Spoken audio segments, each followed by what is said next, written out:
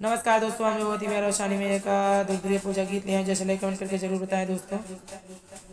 सब मिली गोड़वा दबाई हो तो हरि अवसानी माई, सब मिली गोड़वा दबाई हो तो हरि अवसानी माई। केहू कदियू माई महले अटारी, हिमालय अटारी हिमालय अटारी। केहू के छपरा उड़ाई हो तनी दर्द न आई। केहू के छपरा उड़ाई हो तनी दर्द न आई।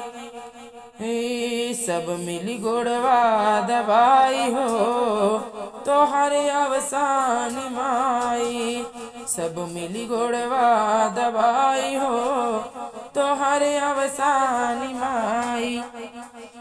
केहू कदिहू माई सुख बड़ संपत्ति, केहू कदिहू माई सुख बड़ संपत्ति। केहू कई रोटी ना जुहाई हो दुख देखा न जाई। केहू कई रोटी ना जुहाई हो दुख देखा न जाई। सब मिली गोड़वा दबाई हो तो हरे अवसान माई, सब मिली गोड़वा दबाई हो तो हरे अवसान माई।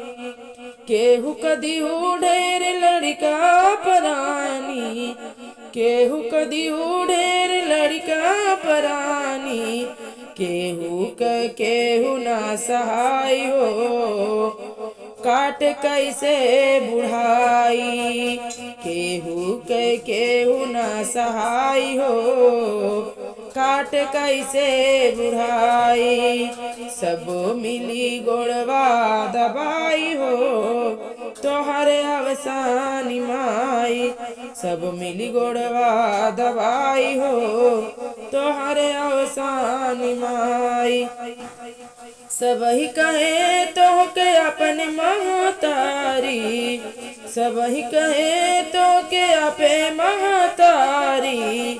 फिर काहे भेद जताई हो माई देऊ बताई। फिर काहे भेद जताई हो माई देत्यू बताई। सब मिली गोड़वा दवाई हो तो हरे अवसान माई, सब मिली गोड़वा दबाई हो तो हरे अवसान माई।